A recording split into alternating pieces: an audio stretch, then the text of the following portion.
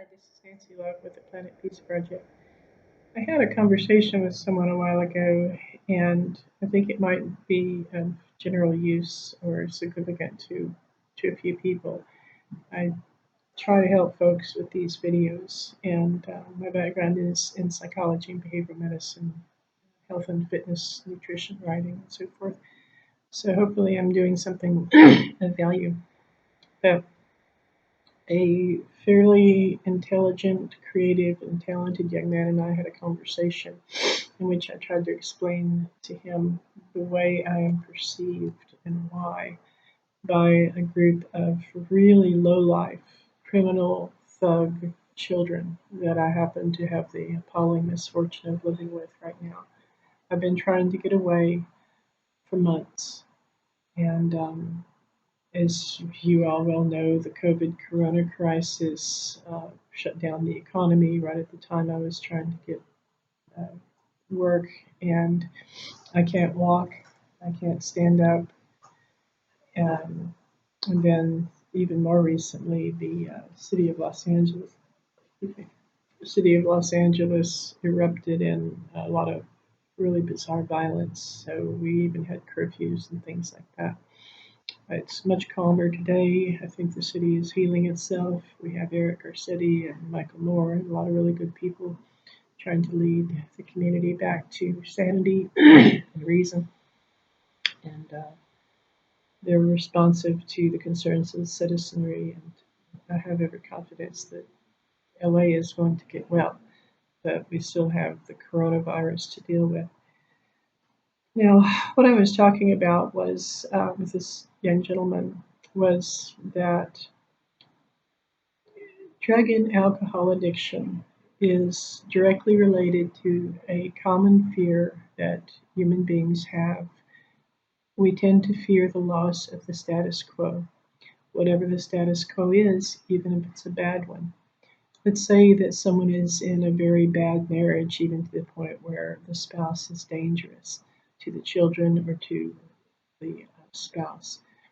Um, People have a lot of reasons for staying in those situations, and not the least of which is they feel threatened and frightened if they try to leave. But often it's because of things like home.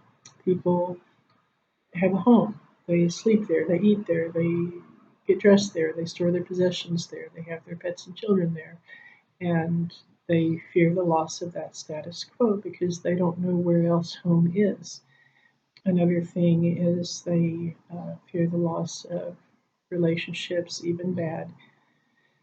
And I think that's very telling. Now, you get to drug and alcohol addiction. Your brain, you're a soul trying to use a brain, and your brain chemistry is vulnerable to things like addiction, although your soul really isn't.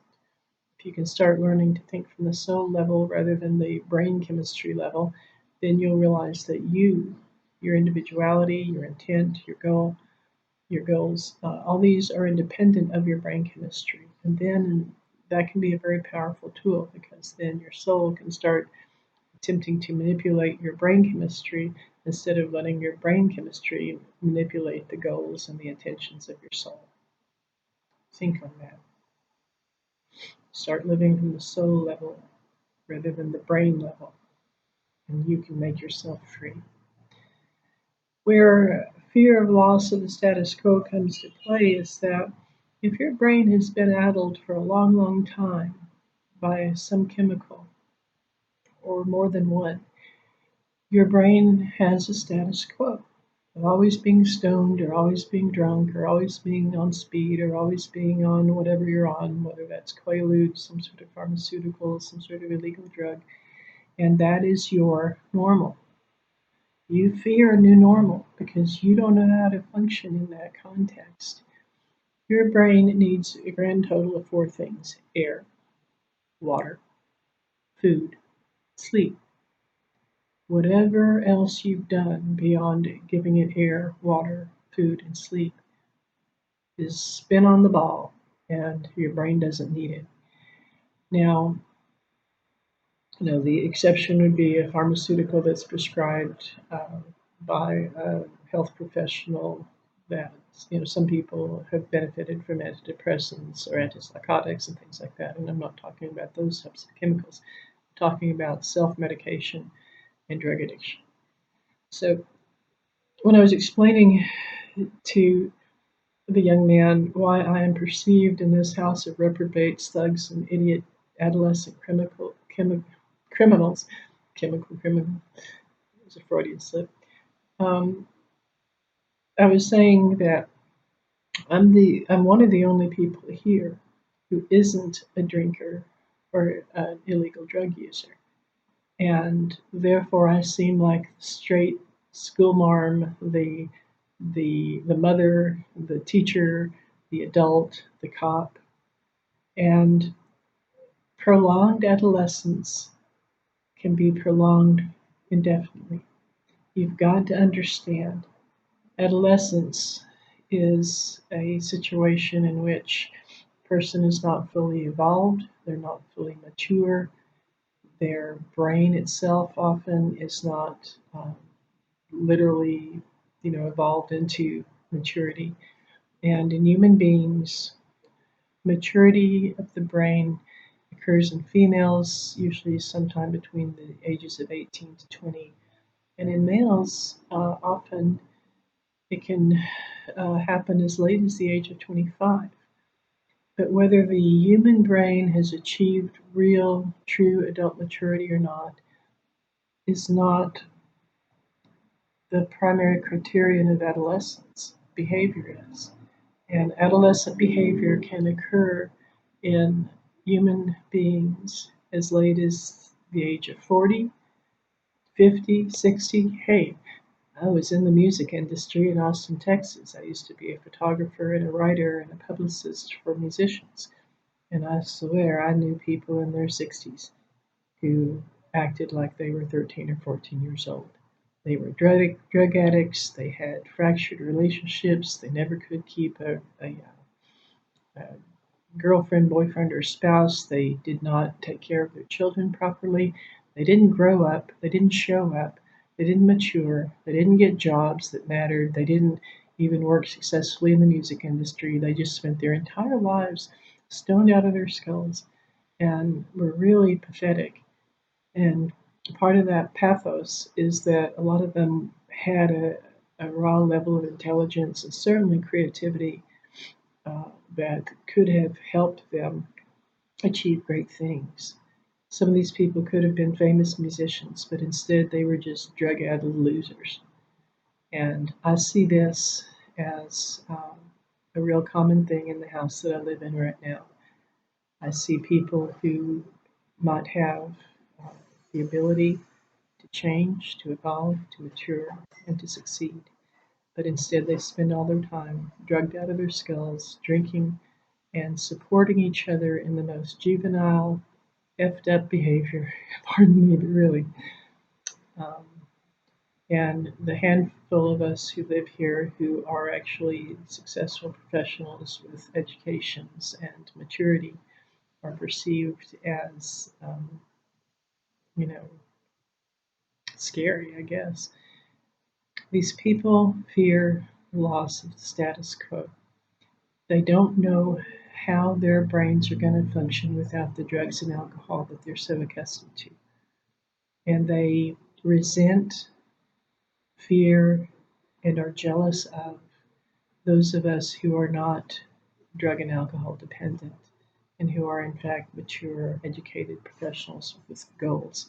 I'm a very driven person. I have very significant goals for my own personal, professional, uh, financial development. And I was actually trying to start something dedicated to helping save the world, animals, people, the planet. I want to help. So, someone with that much class and sass and competence is really very scary to a drug addled, juvenile, delinquent loser. And if I could tell them, if I could give them one great gift, although I really don't care about these people anymore. I'm past the point of compassion. Been too victimized by them, and too fully and thoroughly and constantly criticized by them for just showing up with some actual brain sense. Um, it would be stop fearing the loss of the status quo and start fearing the status quo. Start fearing who you've become because it's nothing. You can't spend the rest of your life on the patio of a poorly run flop house, drugged out of your skull. You're going to get evicted. You're going to sleep in the street. You know, it's not for you to continue to fear the loss of the status quo if you're in such a bad situation, if you're that incompetent, if you're that much a loser. It should be for you to fear the status quo and work on a daily basis toward getting your act together, to getting your brain straight. Go for air, water, food, and sleep, and forget about all that other spin on the ball. And get yourself get yourself well. I'm getting out of here. I've contacted the Los Angeles Police Department about the experiences I've had here. I've contacted some of the other city officials, including but not limited to the Sheriff's Department, and I repeat, not limited to. And my friends know that I'm here. They've been given the address. Um, I feel safer making these YouTube videos so that all kinds of people willy nilly will have information of where I'm at. And in any event, I appreciate your attention.